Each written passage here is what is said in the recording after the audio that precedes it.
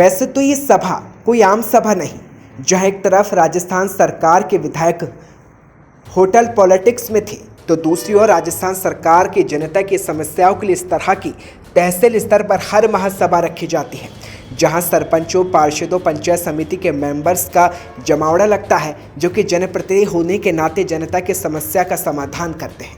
मगर यहाँ तो कुछ और ही देखने को मिला, जहां विपक्ष तो विपक्ष, सत्ता पक्ष के जनप्रतिनिधि भी नाराज दिखे।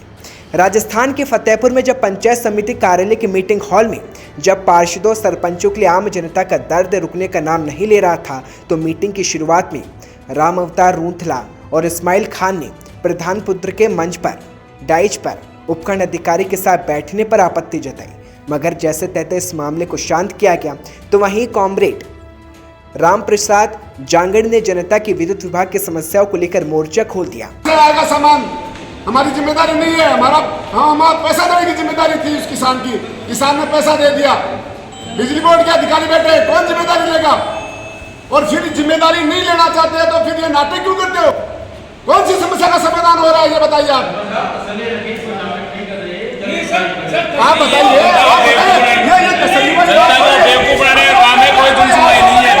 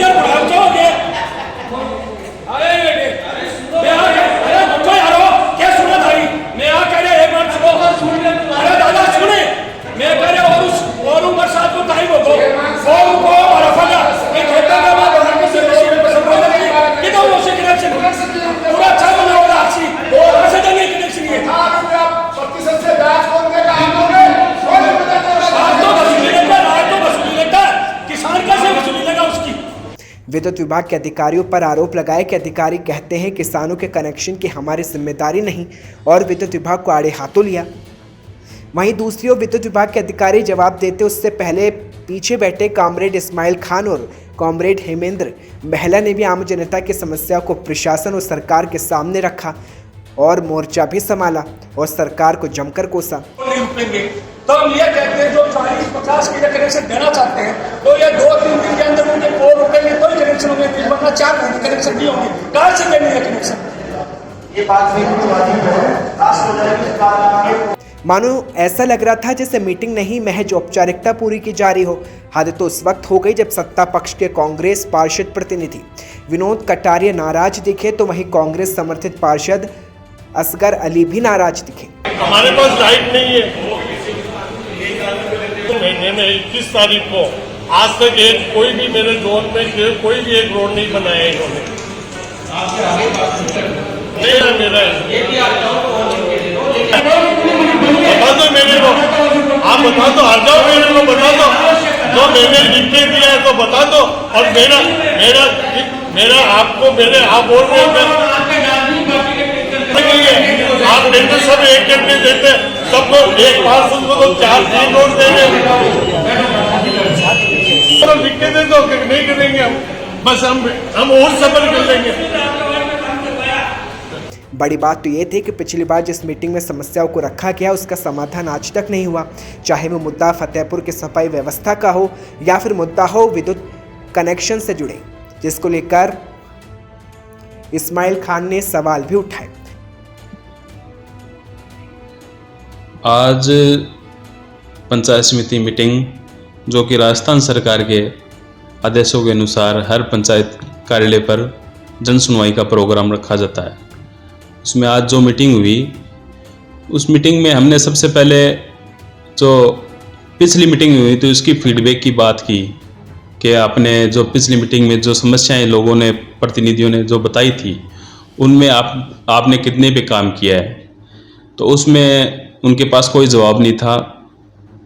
और ये जन सुनवाई एक राजस्थान सरकार द्वारा चलाया गया एक छलावा है जो जनता को परेशान, बस मतलब प्रतिनिधियों की जो भी समस्या थी पिछली मीटिंग में, जो भी समस्या थी उन पे एक समस्या पे भी उन्होंने काम नहीं किया। हमने बात की एसडीएम महोदय से कि आप दो जवाब, आप के कौन सी समस्या पे उन्होंने काम किया है, तो उन्होंने कोई जवाब नहीं दिया। उसके बाद दूसरी चीज़ हमें देखने को ये मिली कि मंच पर हमारे पंचायत समिति प्रधान के पुत्र वो बैठे थे, तो उनको वहाँ बिठाना ये हमारे समझ में नहीं आया कि प्रधान के पुत्र वहाँ बैठे हैं। हमने आपत्ति भी की कि आप कैसे बैठ सकते हो, एसडीएम साहब से भी कहा कि इनको कैसे बिठाया, तो उस पर भी एसडीएम साहब ने बीच बचाव करते हुए उसको बात को वहाँ ख़त्म किया। फिर हमने बात की कि सफाई व्यवस्था शहर में ऐसी है कि 1.5-2 करोड़ रुपए का मतलब इनका बजट है, वो मतलब कोई ठेकेदार जो है वो फ़ोन नहीं उठाते। सफाई व्यवस्था पूरे शहर में ख़राब है, उसके बाद भी नगर पालिका उनको भुगतान करती है, उनको बिल पास करती है। उसके लिए हमने बात की, उस पर भी हमें कोई संतुष्टिपूर्ण जवाब नहीं मिला। उसके बाद में हमने बिजली बोर्ड की, आज सबसे ज़्यादा लोग बिजली बोर्ड से परेशान हैं। आज कोई कंज्यूमर अपनी पोल से कोई वायर भी हट जाता, उसकी भी शिकायत 181 पे या टोल फ्री नंबर पे करता है, तो 3 दिन से पहले उसका कनेक्शन नहीं जुड़ता। उसके बाद मेरे निजी वार्ड जिससे मैं पार्षद हूँ, उसमें 2-3 पोल है जिनकी उम्र भी शायद 70-80 साल हो गई है, वो इतने पुराने पोल है। वो इस 10-15 दिन पहले जो आंधी आई थी उसमें वो पूरी तरीके से डैमेज हो गए थे, उनमें दरारें आ गई। एक पोल है जो नीचे से पूरे सरिये तक निकल गए उनके। हमने 15-20 दिन पहले ये शिकायत बिजली बोर्ड में दर्ज कराई, एएन साहब को सूचित किया। आज तक वो पोल नहीं चेंज हुए। बिजली बोर्ड कौन सी दुर्घटना का इंतज़ार कर रही है ये हमें नहीं पता, कब कोई जान मान की हानि हो जाए उसका इंतज़ार कर रही है, तो बिजली बोर्ड उसकी जिम्मेदार होगी। सबसे खास बात तो ये थी कि कांग्रेस के पार्षद और कांग्रेस समर्थित पार्षद जितने भी थे वो वहाँ मीटिंग में सबसे ज़्यादा समस्याएं उन्होंने रखी, वो सबसे ज़्यादा नाराज़ दिखे। कि सत्तापक्ष के पार्षद हैं वो सबसे ज़्यादा निराश है। वो बोल रहे हैं कि चेयरमैन साहब भी हमारे वहाँ मौजूद थे, उनको बोल रहे थे कि जनता आपके राज से परेशान है, हमारे काम नहीं हो रहे, हम सत्तापक्ष के पार्षद हैं। तो इससे ज़्यादा कांग्रेस सरकार की मतलब पोल खोलने वाली व्यवस्था है ये, और आम लोग परेशान है सफाई व्यवस्था को लेकर, हर चीज़ को मतलब हर चीज़ से परेशान है।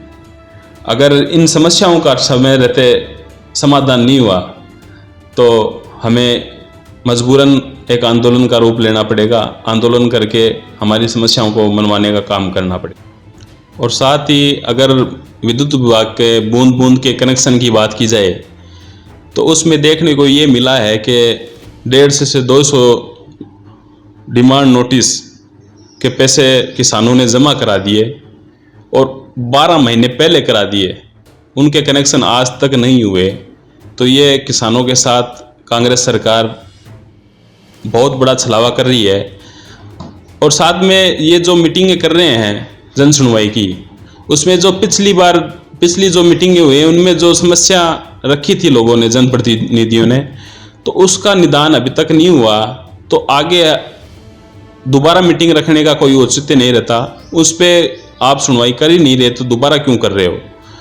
इसका सीधा सा सारांश यही है कि राजस्थान सरकार आम लोगों को बेवकूफ़ बनाने का काम कर रही है और ये काम अब 2023 में जनता इसका जवाब देगी और 2023 में इनकी गलत नीतियों के खिलाफ लोग वोट डालेंगे।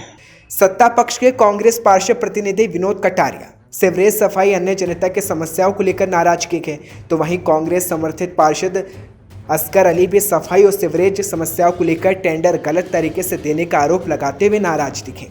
पार्षदों ने बताया कि बड़ी बात तो ये थी कि पिछली बार मीटिंग में जिस समस्याओं को रखा गया उन समस्याओं का समाधान आज तक नहीं हुआ।